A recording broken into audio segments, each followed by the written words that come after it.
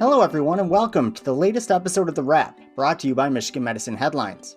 I'm one of your esteemed co-hosts, Dan Ellman with the Department of Communication. And I'm Hunter Mitchell, also with the Department of Communication. Today, The Wrap will be celebrating Black History Month, as we recognize and honor the impact Black community members have made at Michigan Medicine. At the same time, we'll be acknowledging that the organization still has work to do when it comes to advancing anti-racism efforts. We'll do both of those things by talking to two members of the Antiracism Oversight Committee. But before we dive into that, if you missed last week's episode of The Wrap, you may be a bit confused right now. That's because, as we told listeners then, The Wrap has revamped itself, with two hosts instead of one, and a few new features as well. To learn more, be sure to go back and listen to last week's show. You can find all previous episodes on iTunes, Stitcher, Google Play, and anywhere else you listen to a podcast. We're also streaming all our episodes on the Michigan Medicine YouTube channel. Now let's get on with a timely and important topic as we welcome Phyllis Blackman and Steve Vinson, two members of the Antiracism Oversight Committee, or AROC. Phyllis is the retired director of the Office for Health Equity and Inclusion, while Steve is a financial analyst and DEI professional here at Michigan Medicine. Thank you both so much for being here. Thank you. First, can you explain what the Antiracism Oversight Committee is and what it does at Michigan Medicine? Sure. I'm pleased to be here with you. And I might also add that I serve as co-chair of the Anti-Racism Oversight Committee, along with Dr. David Miller. And together we bring together all of our committee chairs, co-chairs, and all of our committee members to pull together an action plan for Michigan Medicine. So our journey began in June of 2020, after the social unrest that was plaguing our nation. We took the time to interview our own, take a survey of our own community to see how people were feeling, what the impact of that, of the social unrest was. And we had over 1,000 participants that took place in that survey, and they actually shared with us how they were feeling. And we also had a input from our students, White Coats for Black Lives and the Black Medical Association, that expressed their concerns and the directives of what they would like to see happen at Michigan Medicine to combat anti-racism.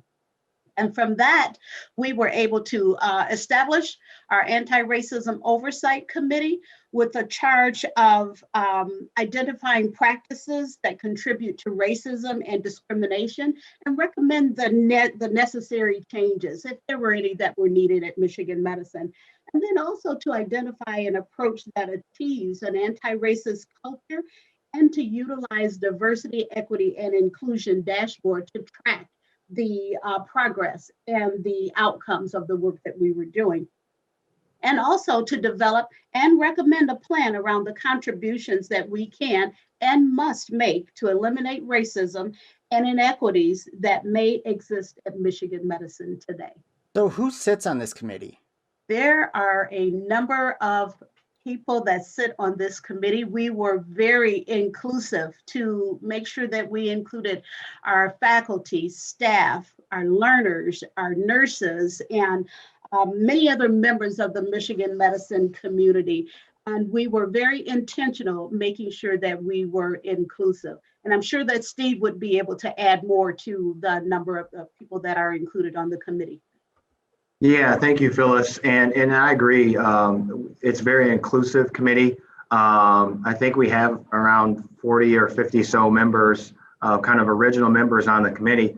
But Phyllis and Dr. Miller have also been very good about giving us flexibility in terms of adding ad hoc liaisons to our committee. So we've added a few individuals who we think would be helpful to the action plans and the deliverables. And so we've been able to reach out to staff members, individuals who are kind of in the boots on the ground, so to speak, who have really been able to help us, inform us about what's going on in the daily trenches with respect to anti-racism. So our committee has grown a little bit, but we have very inclusive, I think, diverse representation across Michigan Medicine in terms of not just social identities, but also job class, and job families.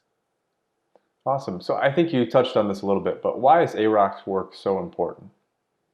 I can start with this. I think it's really, I think, fundamental to our core values as an institution, as it relates to our tripart mission with respect to delivering patient care, education, and research.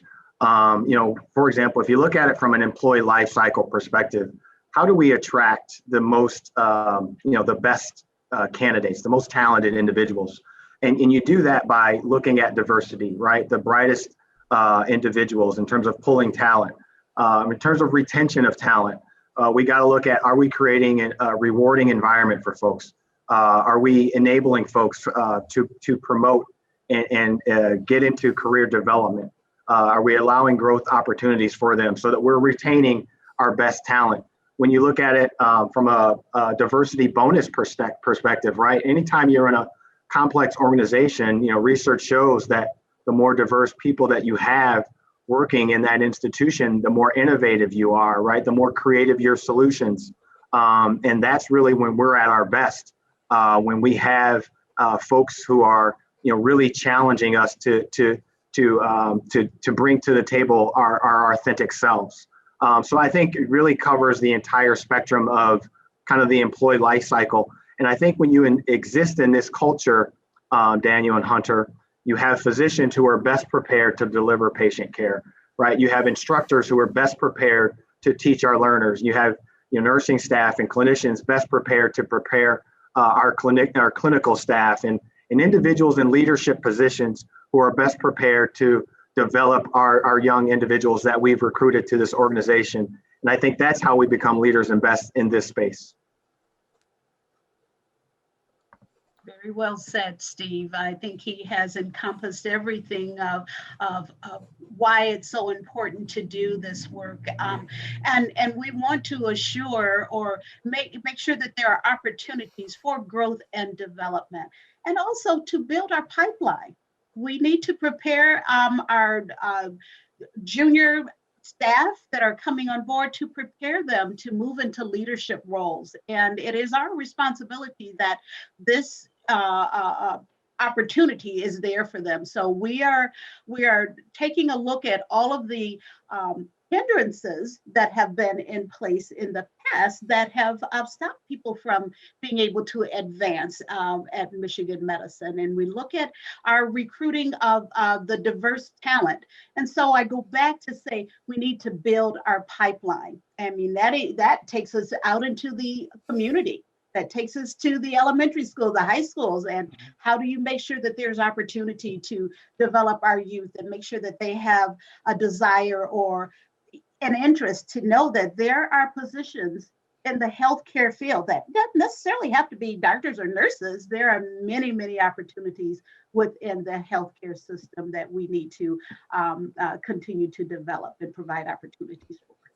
Yeah, well, and anti-racism itself it's a public health issue as well, right? And I know that's something that sort of has been adopted by our leadership at Michigan Medicine. Maybe Phyllis, you can speak a little bit more to that. Sure, I'd love to do that. We have had a statement for Michigan Medicine that we read at each of our events when we're bringing our co-chairs together or our subcommittees together. And I'd like to read that statement. And it reads, Michigan Medicine unequivocally recognizes racism as a public health issue, and we should be standing out as leaders against inequality.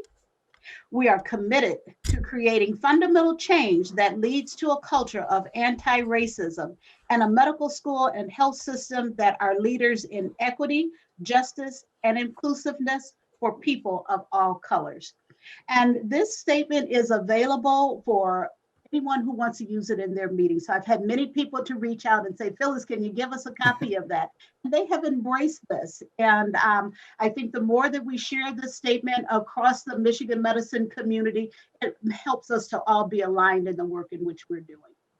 Well, that leads perfectly actually into my next question. And that was, how can faculty and staff support AROC's work, even if they're not sitting on the committee itself? Whether it's sharing a statement like that at our meeting, or what are other ways that this work can sort of be elevated? Sure, and I can start with that, Daniel. That's a great question. Thank you for asking it. And I think it starts with just bringing awareness, right, to AROC's recommendations, and really as we start to roll out our plans, integrating and implementing it into your units, into your departments. And we can kind of break this down by our subcommittee segments, really.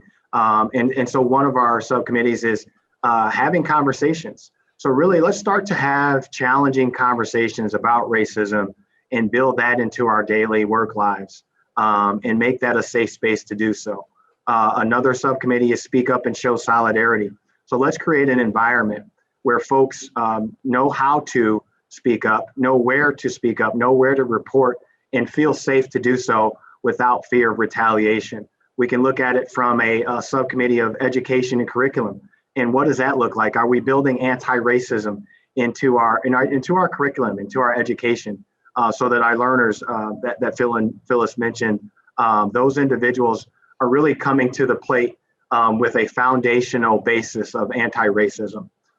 We talked about the diversifying the workforce. That's another subcommittee. And so again, making sure we're recruiting folks through the employee life cycle, supporting them, promoting them throughout that process while they're here at Michigan Medicine. Another subcommittee is the community subcommittee, and looking at our health inequities, really, and social determinants of health. And so how are we working and partnering with all of our patients, all of our community members with respect to delivering equitable care? And then lastly, we have a professional development and advocacy subcommittee. So are we providing space for folks to learn in this environment, making professional development accessible for folks, right? And making sure that we are advocates in this anti-racism and anti-discrimination space. We can't do this alone. We have a large subcommittees and voices from all levels at the institution, but it requires us to have partners. Our operational partners are key to the success of this work that we're doing. So we look at it, I mean, where are our content experts? Who can help us to build upon existing and utilizing existing resources? Who's already working on a project that maybe we didn't know about? And that's something that I learned at Michigan Medicine, is that there are so many people that are working on the same thing. We need to communicate. How do we bring people together and leverage where we are? And we found that just by doing that and having conversations and being transparent about the work that we're doing, it allows us to build upon the work that it's doing. And it actually saves resources also when you can partner with other areas. I mean, such as you right here are allowing us to be transparent about the work that we are doing. And so this is communication and being transparent about our work. So thank you both. Thank you both. I know AROC will be making a presentation at the Leadership Town Hall on Friday, February 5th. What can we expect to find out at that meeting, and why should employees attend or go back and watch it after it's over? Well, that is going to be a very important meeting because we will give an update as to where we are and the progress that we've made thus far. We will be able to give just a brief overview of what the subcommittees have been doing. It'll help them to understand our timeline, where we've been and where we are to date. It will also give us the opportunity to share, again, the progress that some of our subcommittees have made thus far. We'll have our leadership letter that we will be able to share, and then to actually reference our action plan and to let the community know that there is an action plan, and that action plan will live on the OHAE website. So there's a lot of information that will be shared. And then one thing that I am excited about is that in the town hall to come, we will have presentations from our co-chairs of the subcommittees that can tell you a little bit more about what they are doing, and then have subsequent conversations on the community conversations that OHAE sponsors every week. So there will be opportunity for people to hear more and more and more about what AROC is doing. And we are excited to share that information tomorrow. And if I could just add on to that real quick, thank you for sharing that, Phyllis. This is not performative, or at least I don't see it as performative, right? I think we have support and excitement from our leadership on these initiatives and these action plans. And I think once we implement, this will truly put us in a space where we have little company across the country with respect to kind of bold, transformational anti-racism work. And I would also add to that, this really transcends, I think, racism, Daniel and Hunter. I think a lot of our deliverables and action plans can be used for any sort of marginalized group, right? So this is not just about anti-racism. These deliverables will be used in religious bias situations or gender bias or disability bias. Like this work transcends race. And we're not just going to say, speak up when you see racism. No, if you see discrimination, then you should feel empowered and enabled to speak up. There's a racism discrimination tax on all of us. You may have heard, kind of vicarious racism. Some of us pay more than others, but it really impacts all of us. And I think it behooves us to kind of learn the ways that we can decrease this tax for our entire environment. Yeah, and I'm glad you mentioned that, because actually listening to sort of what both of you have been saying, I don't know how much our readers or our viewers or listeners know, but I use a wheelchair on a daily basis. And so much of what you've been saying and about how making sure that everyone has the right opportunities, and whether it's, starting in schooling and getting the right opportunities in school, and then getting the interviews and getting the moving up the life cycle of work here, it hit me sort of in a personal way too, about individuals with disabilities. Sometimes you don't have the same opportunities that others do. And so much of this anti-racism work will work in that respect as well, and for so many other marginalized communities. That is so true, and I'm really pleased with the work that that AROC has done. And I want to make sure that we know that we're moving forward and leadership is engaged in every step of the way. And that makes me really proud to know that our leadership believe in the work that we are doing. They have a statement to support the work that we're doing and have charged us to do that. So there's a two-way conversation about the work that's being done at Michigan Medicine. And I can truly say our leadership is engaged. Well, that's awesome to hear. And thank you so much to both of you for sharing this critical information. I know that the work you guys are doing with AROC is only in its beginning stages, so we will have plenty to talk about in the months and probably years ahead. So thanks again for stopping by. Now, Steve, you're not done. Your work here is not done, because you've drawn the short straw today. You're in line to take part in a brand new segment of the show, the lightning round. So we're going to put 1 minute on the clock, and you'll have to answer 4 quick fire questions in that minute. So are you ready to go? Deep breath. Yes. All right, I'm setting my watch. All right, here we go. Hunter, you've got the first question. All righty, ready? So Brian gave us a great answer to this last week. So what is your favorite thing to do at home during the pandemic? Watch NBA basketball. Who's been your biggest mentor at work? There's so many. It's very easy to say Phyllis because I'm looking right at her. But that would be true, right? That's just not a fake answer. Phyllis has been so fantastic for me in my career, and a wonderful mentor. I couldn't ask for a better one. All right, what's the best advice you have for a member of the Black community at Michigan Medicine who wants to eventually hold a leadership position? Well, an article just came out today in headlines about the Black Voices Resource Group. And I would advise to join that and connect with us and have conversations. All right, 10 seconds left. What's the best movie or TV show you've watched in the last year? 13th. There you go. Nice. All right. Well, thanks, Steve, for being a great sport, and thank you to both of you for joining us today. If you want to learn more about Black History Month at Michigan Medicine, including events that will be held throughout the month of February, you can do that by going to mmheadlines.org. That's mmheadlines.org. And while you're there, you can find other great stories from this past week, including an incredibly heartwarming tale of a patient whose final wish was to play the grand piano in the university hospital lobby. Now, I know music plays such a huge role in people's lives and also in the healing of patients at Michigan Medicine, whether you're listening to it or playing it. Now, that got me thinking, Hunter, do you play any instruments in your free time? So I play 3. I'm not good at any of them. I play the guitar probably the most, the acoustic guitar. And for me, it's just a way to, at the end of the day, actually, it's right behind me.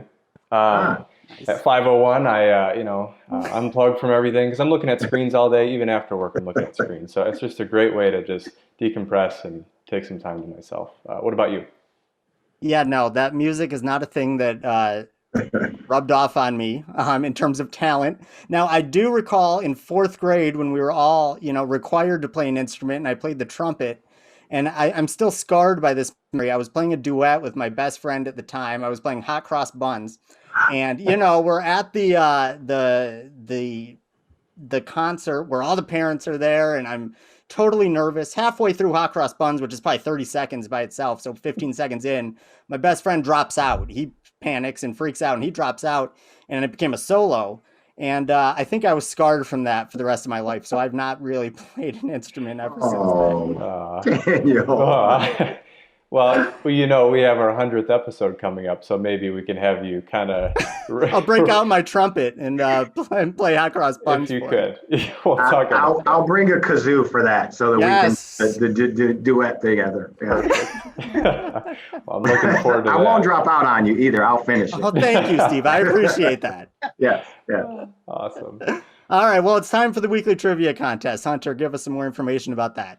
Absolutely. All right. So last week we asked listeners what type of goals are typically discussed at mid-year reviews, and the answer was SMART goals.